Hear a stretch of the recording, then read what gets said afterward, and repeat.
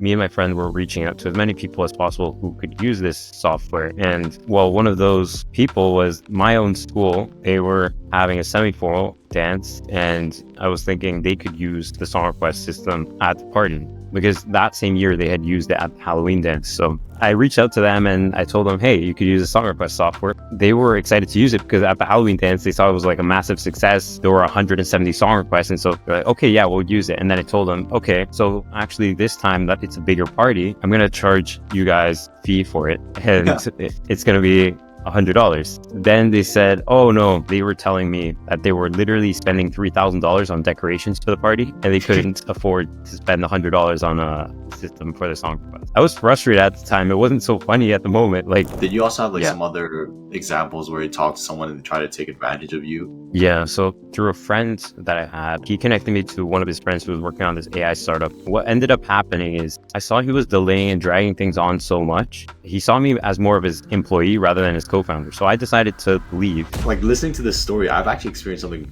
very similar as well, to be honest, because when I started out doing my, marketing company, I was like 3 months in, and then there's this guy on LinkedIn who decided to message me, and he was like, this episode, we will have Daniel Martinez, who is a 17-year-old who has been scammed 2 times and being taken advantage of with his coding skills. Let's get straight into the stories. So Daniel, was spoken about 12 hours ago, and I gotta say, you're just someone who built so much different things when you're a young age, right? And you managed to also meet Eric Ju a couple months ago in an event. Super exciting there. So if we just take a step back and zoom to your early life, like when you were 11, 12, or 13, or even before that, what would you say your childhood was like? So I remember back when I was little, I was always really curious about like electronics and stuff. I remember I had a remote control car, and yeah, I wanted to figure out what made it work, like how it worked on the inside, how the remote could control it and everything. So I wanted to take it apart and see what was inside. And then what happened after that was that it just stopped working. It like completely broke, and then I had to figure out with my dad like how to fix it. And like we had to solder on some pieces. It was really like annoying to have to fix it after that, but I was always very curious into like electronics. That's sort of what led me into robotics. Back when I was 12, I started taking these classes at a local robotics like place, and I started learning about Arduino and all that. I actually ended up skipping one of their units because I was just doing research on my own, figuring out how to use servo motors, and I was very, very passionate about it. And then after that, I started getting into web development in grade 8 because I always wanted to make websites, and I wanted to make an online multiplayer game, kind of like the games we would play at school, like Agar.io and stuff like that.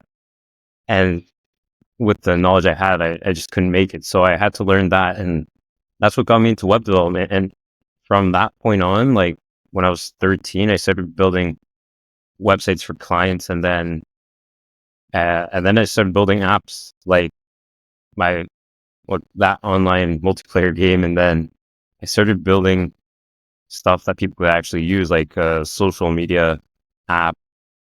And I also, in grade 9, I started building like a small company over the summer selling 3D printed phone stands. I was always into many, many different things. I sort of went through more phases when I was growing up, just doing like baking, sewing, a bunch of different things. But I've always been curious about tech. And so that led me down this path of becoming a web developer and building actual products people use. Awesome. Super fascinating. So just going back to, like the early ages, like when you started web development, do you still remember what were some of the core resources that you used like when you were young to teach yourself, and what I would say you would recommend anyone who's trying to also start out in the tech world or trying to also leverage, AI, right? AI is a huge topic. Also want your thoughts on that, like, pair programming, stuff like that. So what would you suggest anyone who's looking to start out to use? So, I mean, of course, YouTube is one of the biggest resources that people use to learn. I used it to learn how to make my first multiplayer game. on online. But then I actually just found a course on Udemy. I was looking to learn programming, and I saw a course. It was like called the Complete Web Developer course, and I just bought it for $15. And then at the time we had online school, so sometimes I would be bored because I already knew some of the stuff that we were learning. So I would just have my course open on my iPad on the side, and then on my computer I would be following along and learning, just going through every unit. I think it was like 30 hours, but like I was just really into it, so it was pretty quick to complete. And yeah, if you're really interested in it, in like learning how to program, and you're good at self-directed learning, I would definitely recommend doing it on your own, because that way you can go at your own pace. Like sometimes I was just bored in class and I could do it. So that's what I would recommend. Nowadays with ChatGPT as well and AI, it's so much easier to learn because you can just ask if you have a question. It's not like back when I was learning, you'd have to go on Stack Overflow, and sometimes you'd have to scroll and look for answers to any issues you were having. So nowadays with ChatGPT, it's even better. And I think that's going to open a lot of opportunities for young people learning how to code.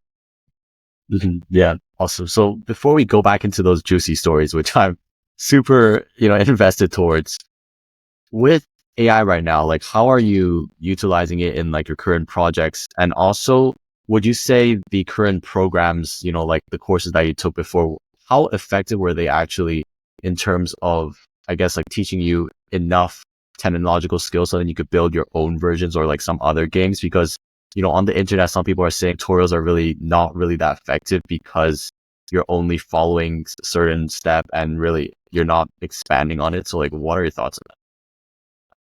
Yeah, I definitely agree. Like tutorials aren't like the end of it. I know like people usually on the internet, they try to like create sensationalism. It's like all tutorials are a waste of time. They're not a waste of time. And I think if you take a good course, it can teach you the basics that you need. Because I didn't know how to like use HTML, CSS, JavaScript when I was starting out. So I needed to have this guidance to understand and like fill these gaps of knowledge that I had. And so that did help me, like following along with the course helped me learn these different skills and how to apply them in mini projects.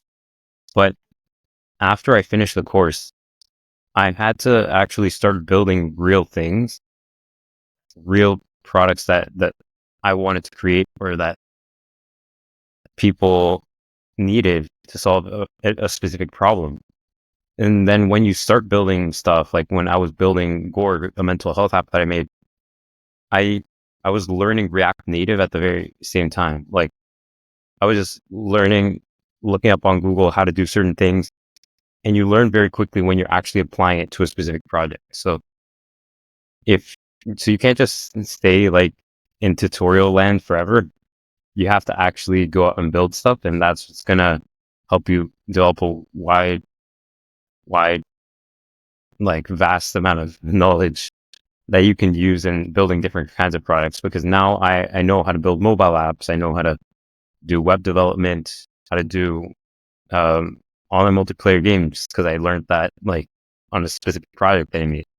So you gain a general knowledge by building real projects. And in terms of the AI stuff, back then, like AI was not so prominent. It was like a lot more difficult to get started because you would have to build your own models and do stuff like that. But with the access to like these APIs of these big large language model providers, like I just learned by looking up documentation and watching videos on how to implement it. And you can use AI to even build other AI applications because of how it helps you program so quickly. So yeah, that it's been pretty interesting in learning like throughout the creation of different projects. So like, you've done lots of multiple projects in your high school career, right? So what was your first project that you've done, and what was the overall story of how you, found your co-founders or how you scaled it, and what was your overall experience? So my first project, I mean, technically it would be back in grade 8 when I was building an online multiplayer game. for class. It was like an English class, and we needed to build some kind of project to demonstrate our dedication to something. I decided to build that game. I didn't have any co-founders or anything. I just decided to learn online by looking up tutorials and trying to implement that into what I was building. But if we're talking about the first project where I did have a co-founder, I think that would be back around last year when I was at a hackathon, and I was with a friend that I met through social media. He replied to one of my stories when I was building a social app in grade 10, and we became close friends. We went to a hackathon and we decided to build a project called Q. And it was very basic at the time when we built at the hackathon, but we continued building it, and I did a lot of the coding at the beginning.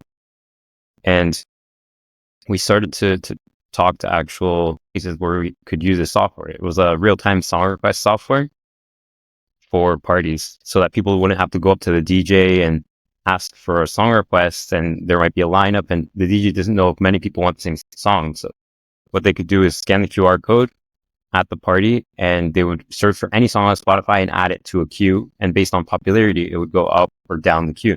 So we started reaching out to a lot of different places, and even this event that I went to in downtown Toronto called Founder TO.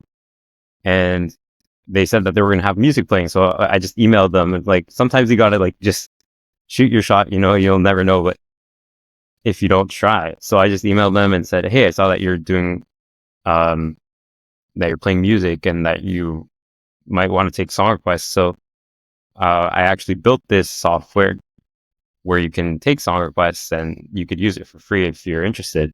It was just a good way of getting exposure. And so, me and my friend just worked doing things like that. And that's how we got a lot of opportunities and exposure for our project. And even though it didn't end up being a very lucrative project, we ended up getting a solid thing that we could put on our resume, because it was not just a project that we created. It was something that actually created value for people and solved the problem. And people were excited to use it. And it was always so amazing seeing in person when people were excited to put in their song requests in real time and be like, wow, they're actually playing my song. So yeah, I'd say if you're looking for co-founders for your first project, look to your friends, because if you can find friends who are also passionate about solving the same problem, it's going to be so much better than just trying to look for random people. Yeah, awesome. I mean, I'm just thinking about it because this is such a specific pain point that you're solving. So what was the story with how you found out that you wanted to serve this specific, community? For song requests, well, it was just the previous year at the same hackathon, my friend actually wanted to build something similar. It just, they never really formulated the idea properly. So when that year came along, we were thinking, what could we build that actually does something for people? And I remember back when I was in Quebec over the summer, the previous summer, for this French immersion program, there were parties organized by the program organizers, and we had a DJ there at the party. But I realized people were literally lining up to ask the DJ for a specific song, and then the DJ had to write down in a notebook. So that's when I realized this would be a really good idea, because for the DJ, I can imagine it's super annoying to have people come up when he's performing. He's using all of his attention on trying to blend the songs together and just make it a good experience for everyone. And then at the same time, he has to handle all these people asking something, and it's super loud. So it obviously isn't such a huge, life-changing solution to a big problem, but it's just something that's a little irritating, and something that we could use to make the experience better for everyone at the party. And we didn't really see the impact at the moment that it had, because when we were demoing, like, of course, it's just like, it's cool to see your song request pop up on the screen immediately when you make the request, but you don't see how valuable it actually is until you're at a party and then people are actually using this software to request songs. And it was just, it feels really good to see people getting value out of your product. And yeah, like if you ever build a product like that services people in a way and it makes them actually happy, it's the best feeling in the world. So definitely try to go for that. I think it's very fulfilling. I think I had similar experience as well. Like happy clients. I was also doing like B2B marketing for tech startups, and when you can deliver results for your clients, right? It's always the best feeling. Like it's not only yourself winning, signing the retainer or whatever, but it's actually seeing your clients being satisfied, which really makes you super happy. So diving more into some of your other projects as well. What are some other crazy stories that you have? Like, have you pulled in Eric Ju, so-called, in high school? Or what was your craziest experience? In terms of Eric Chu, I haven't really done that stuff so much. I mean, I did post on LinkedIn recently that I was taking a VC call from the library. Fortunately, I have a spare, so I don't have class that period. I had to move my classes around to accommodate for this program that I'm doing called League of Innovators. And I've also been taking like other business meetings as a result of that, trying to scale my startup. But I have a couple of like kind of crazy stories from different projects that I've worked on. So we could start, I guess, from the song request software we were just talking about, Q. Like I remember, like I was just mentioning how me and my friend were reaching out to as many people as possible who could use this software. And well, one of those people was my own school. They were having a semi-formal dance, and I was thinking they could use the song request system at the party because that same year they had used it at the Halloween dance. So the whoops, so the I reached out to them and I told them, hey, you could use the song request software, and they were excited to use it because at the Halloween dance they saw it was like a massive success. There were 170 song requests, and so they're like, okay, yeah, we'll use it. And then I told them, okay, so actually this time that it's a bigger party, there's going to be hundreds of people there. I'm going to charge you guys a fee for it. And it's going to be $100. Yeah. And then they said, oh no, we loved having it at the Halloween dance, but we can't do that. But then at the same time, I remember going to these student council meetings, the people who were organizing it, and they were telling me that they were literally spending $3,000 on decorations for the party, and they couldn't afford to spend $100 on a system for the song request. And I had actually spoken to the DJ who was going to be performing there for that event, and he said he was excited to use it, but because the school didn't want to pay the $100, they didn't want to continue using it. So at the same time, though, I was speaking to this other the athletic council who runs the morning announcements at my school, and they wanted to use it for like songs that they play on the morning announcements so that people could request songs. And then what ended up happening is I actually got them to sign off on me putting posters around the school so that people could scan this QR code. And one thing I put at the bottom of the poster, like the posters are actually back there. These are the kind of posters at the bottom over here. You can see there's a white section. I put a text that said, vote to have Q at your semi-formal, because I wanted people to show their interest of having it so that the student council might feel pressured to actually pay for it.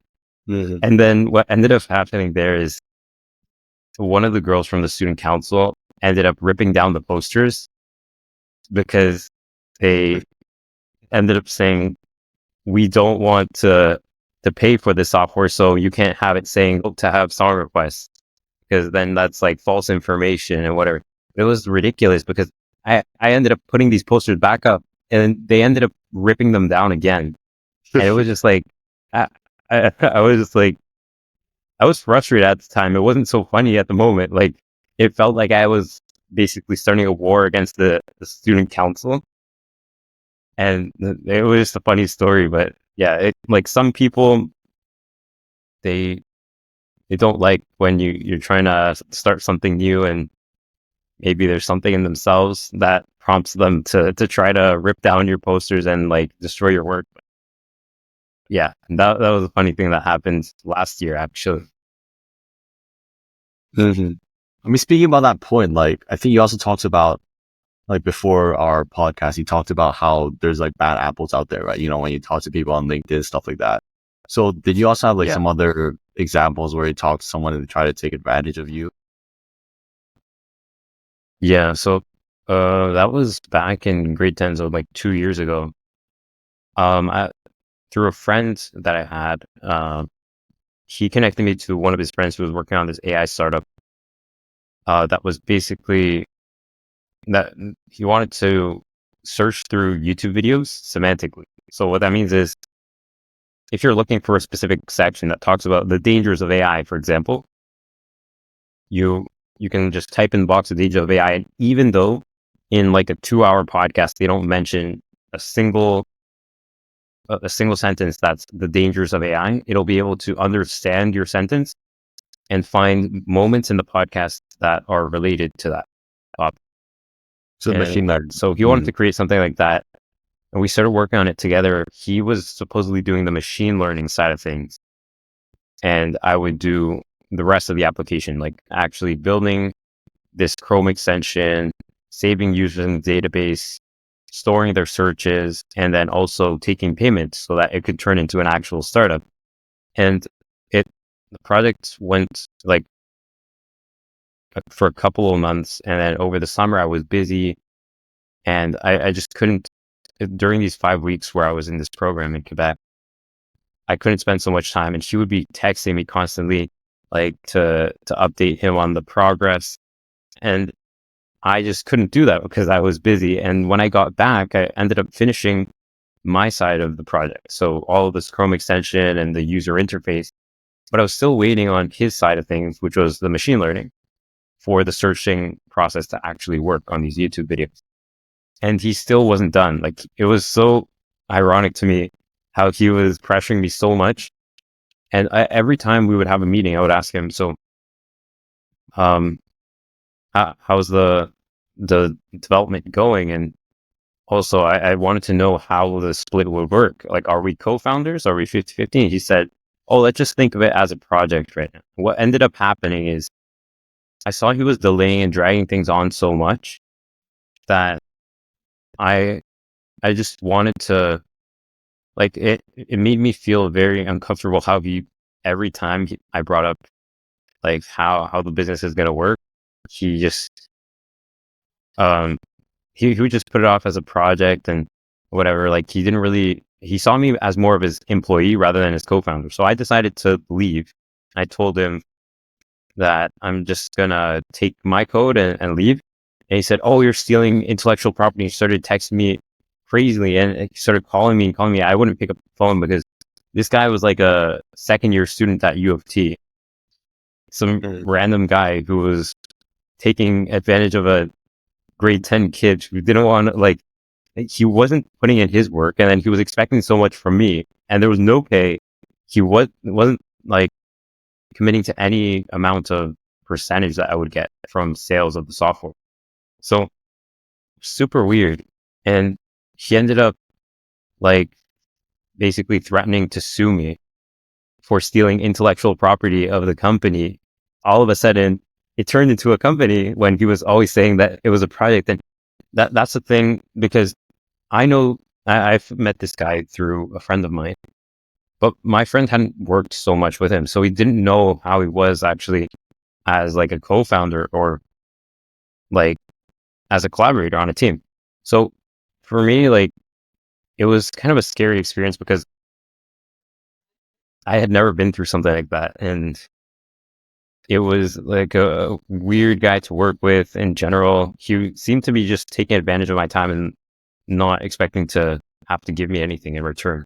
So that's what I mean, like, there's so many bad apples out there who just want to take advantage of you, especially if you're a young founder, because they see you as someone inferior who they can wow by saying, oh, like he would always say, like, I have so many connections and everything with venture capital and people who can help with the machine learning.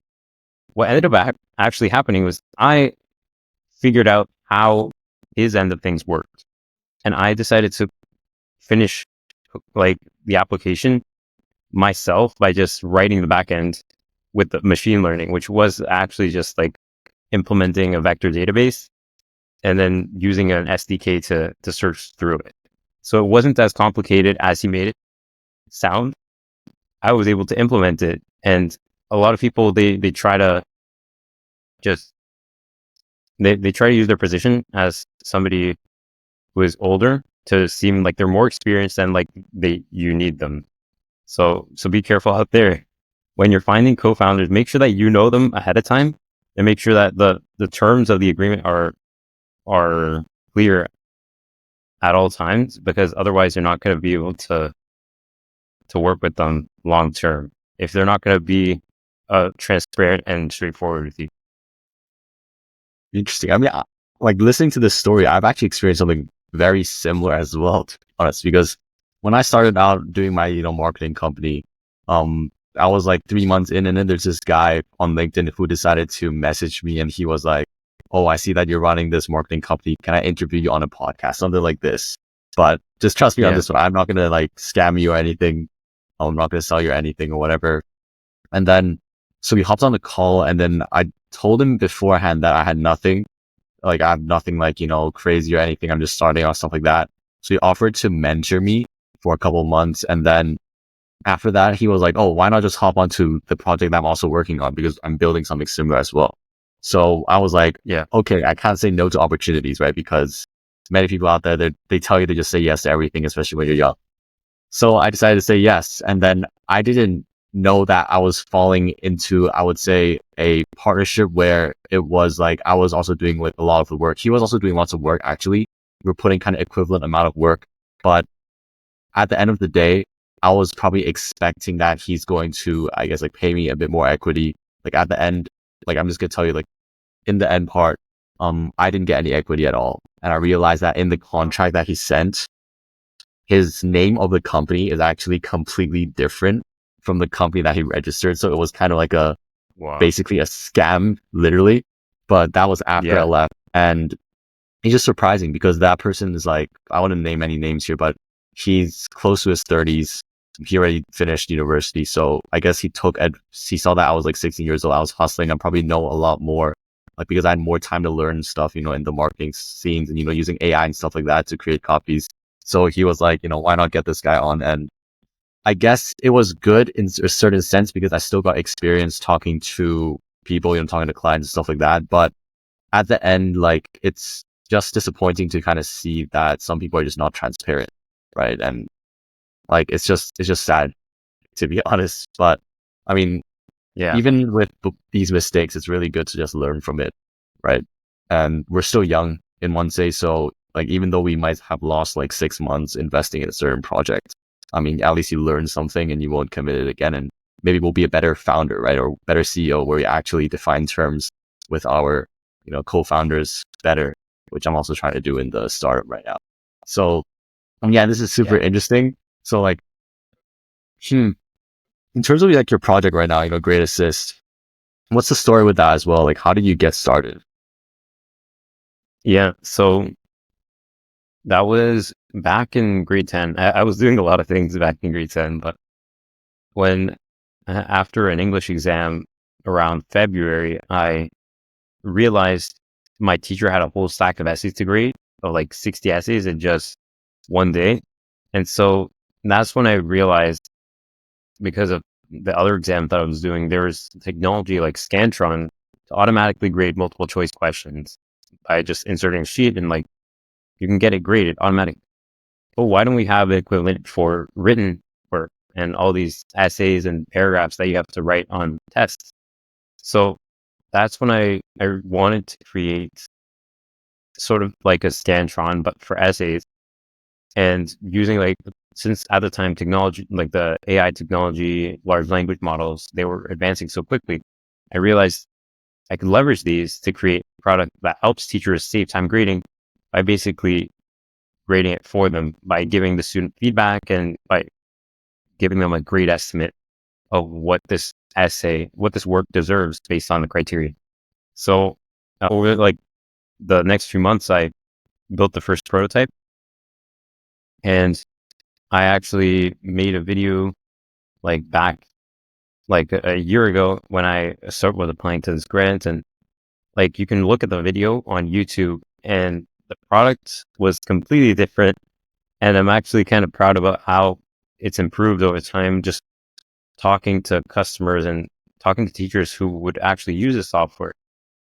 And it's been a long road. It's been like a year and a half now that I've been developing it. But right now we have 500 teachers. No, actually, yesterday I checked again. There's 600 teachers now using it and 11 teachers who are paying for it. So it's exciting to see the growth, and it's amazing to see how it just came from an idea. Like, why don't we create a standard on presses? And now it's something that teachers are actually getting value out of it. Awesome. I mean, I think one of the things I respect a lot about the software business and why I'm also trying to get my foot into this whole business is because after you kind of build one project for, I guess, a year or so and you iterate it a lot with customers, you can start working on other projects as well, right? And that will kind of like build passive users and income if your project is really good and you actually solve a pain point. So that's something respectable. So with your other projects as well, like just tell me about it. Like, how did you, like, what I guess is your criteria to assess whether it's a good opportunity to actually stumble upon and you're actually going to put effort in? And do you ever find yourself in a situation where you're like, my God, I'm balancing 4 different projects right now. Like, what are you doing in that situation? Like, do you just continue grinding those 4 projects, allocate time, split it equally with school as well? Or do you just say no to a certain project, or do you have seasons for it? Like, what's your overall decision, I guess, and also timetable? That's a great question, actually, because over the summer, I was kind of taking on more projects than I should have. With a friend who wanted to create this app called Do Disturb. And like, it was at the same time while I was building Great Assist, I was also starting a new project, Tire Clip. And there was just so much going on because I was also trying to put out more content on social media to try to get more exposure. And I decided to take on the project with my friend because he was like, oh no, we can build this in like a weekend. And I started putting in a lot of time developing it. And yeah, it gets overwhelming, like to a point where if you, I like, I've seen this graphic around. I don't know if you've seen it, but there's like a circle in the middle, and then you have a bunch of arrows pointing in different directions. Kind of like if you think about vectors, if you have like the amount of time and effort you can put into something, and then you have it divided like in a bunch of different directions because you're working on multiple different things, you're not going to be able to get as far in any of them as if you just put all your time and energy into one of your projects. And for me, that project I was trying to work on the most was Great Assist at the time. But I was just, I kind of had the fear of missing out on something. And I just love building tech in general. So, well, like, I guess what I've learned over the years is sometimes like some products just aren't worth working on if I don't see like the vision for it. It could be someone else's vision. Like my friend, he had this idea to build a system to notify you when you had assignments coming up at university. Like his university didn't have a system for that. So he wanted to build this. And for him, maybe it was his clear vision and he convinced me on it. But you have to really think about why you're doing it, because if you're in it for the money or if you're in it for an opportunity or you really believe in this product, I think that you should definitely go for it. But don't try to just do multiple things at once just to like minimize your chance of like not succeeding, because you actually have a higher chance of like screwing up all of your projects if you're just not dedicating enough time to, because when you're starting out, especially, you have to dedicate so much time to talking to customers, building the actual product, and like iterating, marketing, all of that, that it really is enough if you're building just one thing. But like, yeah, I've gone through that problem of building too many things at once. That's why right now I'm just focusing on two big things, and I've sort of just left the other project that my friend was working on to him, and I'm just focusing on what I have a clear vision on and what I believe is going to work, like Great Assist and like a software for basketball coaches. So that's what I'm working on mainly. Awesome. I think that's a really good point because for me personally, I also see like many people and even myself, like we face the fear of FOMO, right? I've tried to balance 5 different projects at the same time. Right now, I'm still also trying to decide whether or not to, because I'm also doing YouTube content creation. We're launching a series where we have like a 10 week long episode where we're teaching people how to just get started. I'm probably going to feature you here, Daniel, as well in some parts of the series. We can talk about that later on. And I'm also hosting this podcast, right? Outreaching to people is pretty hard as well. Like sometimes it's challenging. And then I'm also building the social networking platform. You still have to balance school and stuff like that. So I think like a story that I just heard this morning or just now actually from one of my parents, because I've been like just spending the whole day just thinking about what you want to do like in the future. And I think it's super important sometimes to do that. But obviously execution is also pretty important. But if you're executing on 4 projects, it's better to just think about minimizing. Is that right now with the Gen Zs, like our parents' generation, I would believe is like the non-internet generation, right? I think I've watched a video where they talked about how Gen Zs are all, brain rot content, stuff like that. Gen Alpha's not doing too well with that as well. One of the things actually, which I think is a very good point, is about choices. Because back in our older generation, like our parents did not have any choice to a certain extent because they didn't have the internet. Like when they wanted to meet their friends, they had to probably go meet them in person first, tell them you want to meet them at like 2 p.m. and then just wishing yourself the best of luck. They're actually going to appear, right? But right now with the internet, we have the choices of doing thousands of different things. And again, to a certain extent, that is bad because we get FOMO, right? Because right now you, Daniel, probably you're like, oh my God, I should be also pursuing, maybe more towards also the business side. So I could be like the solo founder, right? Stuff like that. Like even for me personally, I'm always feeling that I'm missing out on more of the tech side because I don't spend too much time on that. I spend too much time on business, customer development, stuff like that. So what I feel like is the solution for this is number one, like the power of co-founders. But again, you need to sort out the bad things, bad apples and stuff like that. And number two is just thinking about what game you want to play in life, right? I think there's a really good book called Psychology of Money by, I forgot who was in Morgan Housel or something, but he talks about how everyone's playing different games in life, right? Some people are playing towards materialistic wealth and other people are playing towards financial freedom. And it's 2 different games, just like the stock market itself. Like, are you going to be a long-term investor or are you going to be the day trader? And listening to someone's advice on who's, a day trader would be irrelevant if you're trying to invest long-term as well. So I think those are 2 really good solutions on, I guess, like trying to just focus on a couple of projects and really being successful and just doing the boring things every day, right? Just sticking to that thing. So, I mean, talking more about stories, I know we shared lots here. So are there any other stories that we've missed out or that you think are juicy enough where it's probably pretty surprising as well? Yeah. I mean, there's one that it was actually like, I think it was a couple of months ago from what I remember. And it was related to Great Assist. And it's, I guess, sort of related to this idea of like bad apples. You want to like be careful. People who are like showing too much enthusiasm in what you're doing, because there was this guy who reached out to me. He was interested in what I was working on with Great Assist. He was also working on his own ed tech startup at the time. And I actually made posts about this because it was like such a big problem. He ended up actually so the very first version of Great Assist, I built it out and I applied to an innovation program.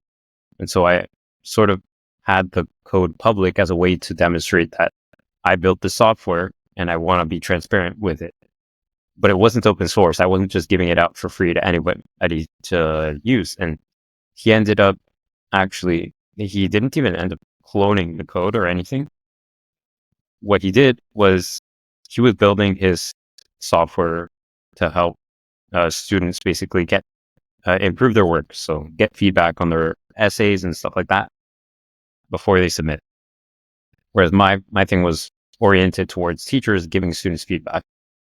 But he ended up actually taking videos of my software, Grade Assist, and posting them all over social media, on X, on TikTok, on I think there was another one he did, even like, it was crazy to me, even YouTube Shorts. He was posting all over social media using videos of my software and claiming it to be a feature of his. And he hadn't actually even integrated any of that into his software. Yeah, he didn't have this feature. So he was basically scamming his viewers, telling them to go to his website with like a feature that didn't exist. And he was also stealing my work by saying that that was his work. And he actually posted on Twitter, I remember saying, like, basically, we're building a better Grammarly, finally got it working. Like, we're going to be launching it soon. And it was a clear screenshot of my software. He just cropped out the part that said Grade Assist. So it was like crazy to me, because I actually, like, I'd spoken to this guy. He had DM'd me. He would ask me for some help on integrating Google Login on his app. And then he ended up basically like stealing my work.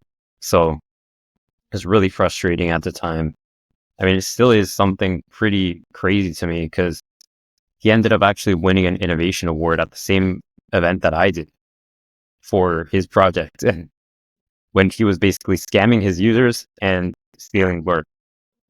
So yeah, I made a bunch of posts about this like a long time ago. He wanted me to take them down because obviously they would hurt his reputation, but he knew it was true, and we had a whole discussion. He wanted to call about it. But to me, I told him that I would be willing to remove the posts to help him out so that it wouldn't ruin his reputation if he were to make a statement about, like, apologizing about what he did and acknowledging and like removing all of his posts.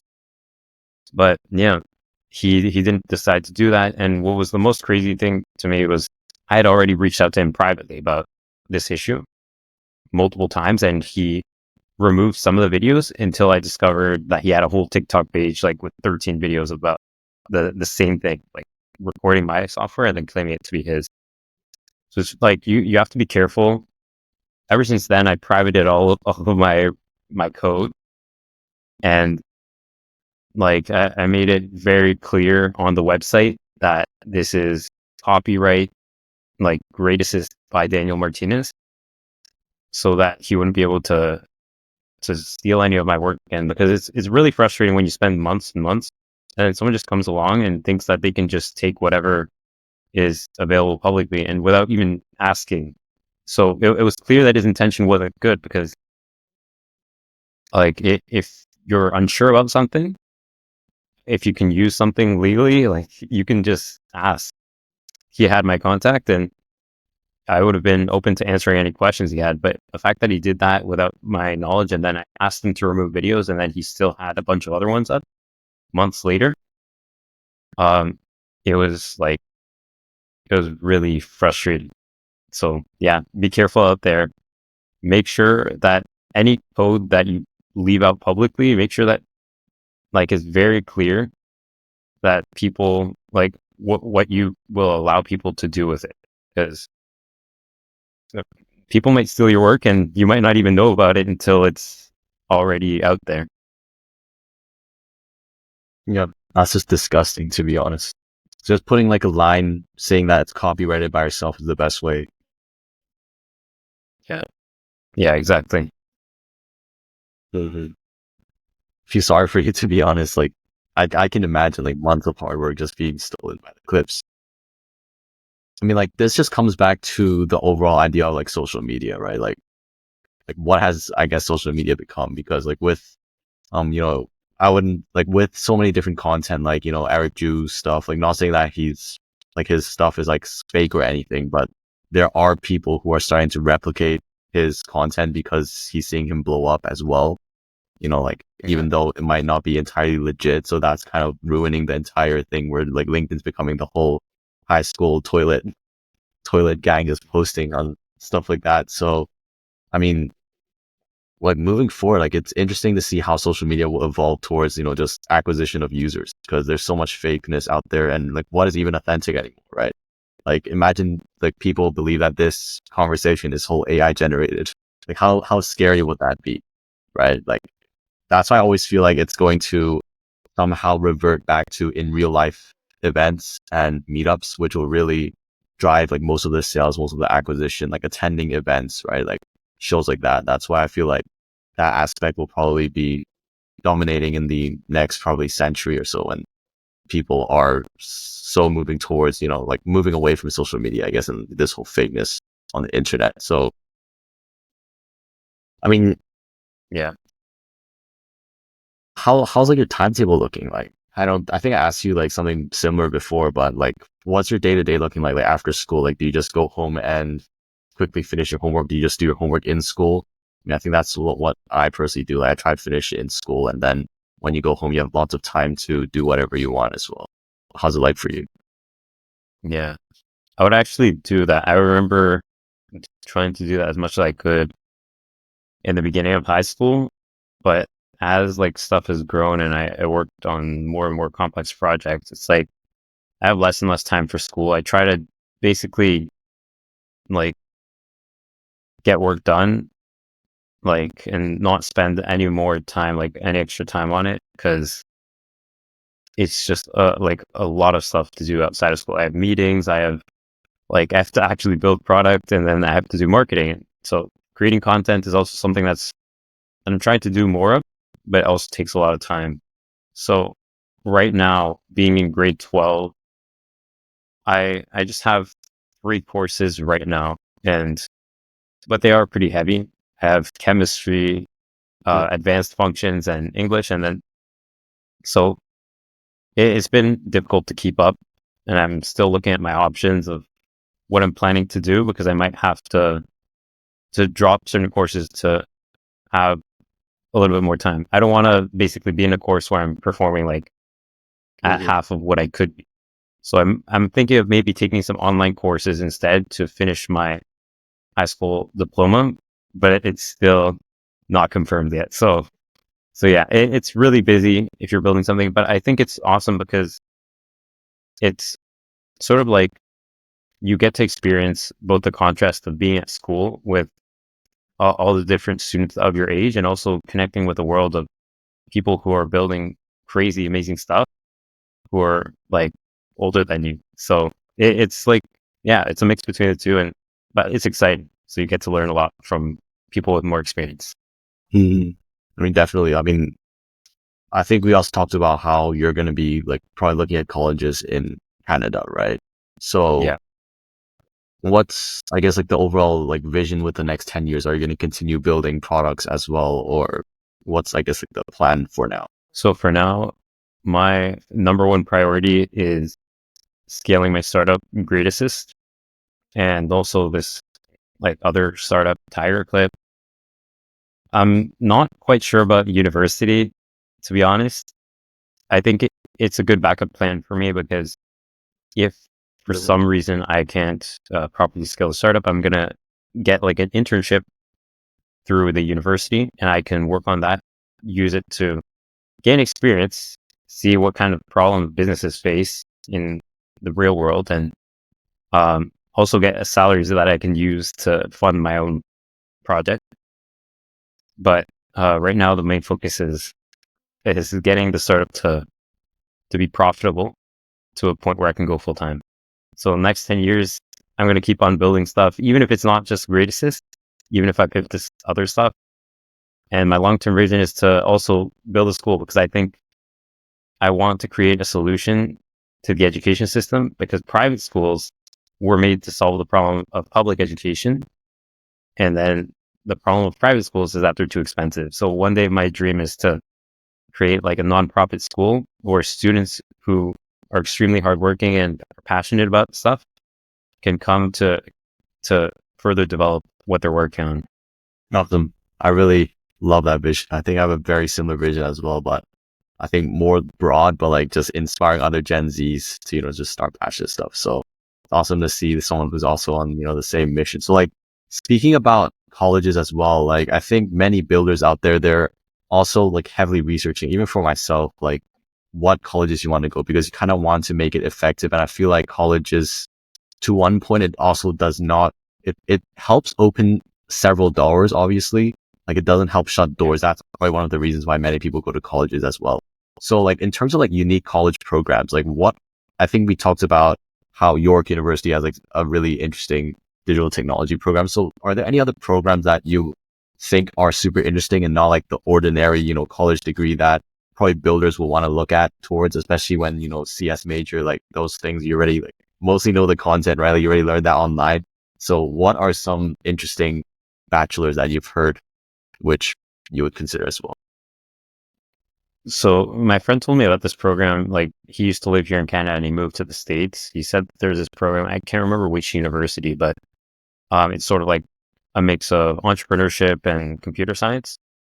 So they also support you in terms of like raising venture capital to support your startup.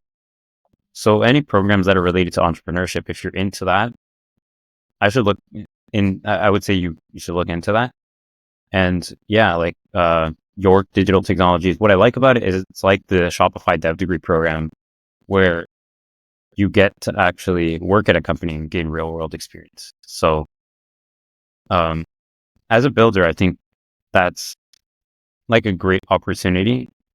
For me personally, I've learned everything I know about computer science, not through school. It's been on my own. So I don't think I would go to university for the knowledge, but more for the network and the experience that I can get. So, yeah, if you're looking for programs out there, I think look for real world experience that you can gain from it. Awesome. So like just to wrap everything up, I would say I keep asking every single guest for one biggest advice. So what would be your, like, I would say like biggest advice, no matter if it's, something that you came out with yourself or probably not, or probably like heard it from some kind of huge influencer that you really like live up to and that you really would want to share with everyone here? I think I was just thinking about this last night. I think people sometimes underestimate the power of compounding what you're doing. Like when you start really young, you have the benefit of still being supported by your parents. And like the younger you start, you have a lot of time to try things that are risky, things that might not work out, building something, maybe like a stupid social app like me, like that will die after a couple hundred users because it's like a random anonymous social media app for confessions. But sometimes you just try things for fun. You can learn things. And even if they don't work out, you have all this experience that you learned and it'll compound with every new opportunity that you look for. Like I started just building these, I literally have it right here. I have a 3D printed phone stand that I was selling a couple years ago. And even though it was my first thing in it, like I stopped doing it. I used this experience that I learned towards getting more experiences because now I can talk about something I did. And now, then when you get the next experience, you're going to have 2 things to talk about and then 3 things and then 4. So start right now because the younger you start, the more opportunities you're going to have. And it's really exciting to see how your work compounds over time. Awesome. I think this is an awesome way to definitely end the podcast. Just continue putting in the hard work and doors will open. And I think we've also had like some similar experiences on my side. Like just getting started, I think is definitely a amazing contributor to anyone's success. That's why we're also creating a series to just explore different people like yourself. who are also trying to just get started, just get yourself out there and just trying to find something that you're passionate about. So Daniel, appreciate you hopping on these stories. If anyone wants to contact Daniel, I always link the description. I always link the guests' LinkedIn or, Instagram in the description so you guys can chat with him. Pretty sure he'll be happy to help out or, answer any questions. Maybe try not to, scam his time for anyone who's looking here, who's like 30 years old. But yeah, just awesome speaking with another Gen Z builder and super excited. Like, best of luck with all of your projects, like great assist. Just maybe like in 10 years, like when this things blow up or you build the next Facebook, we'll have you again on this podcast and it'll be an amazing story. So yeah, hope you guys enjoy this podcast and catch you guys on the next one. Peace out.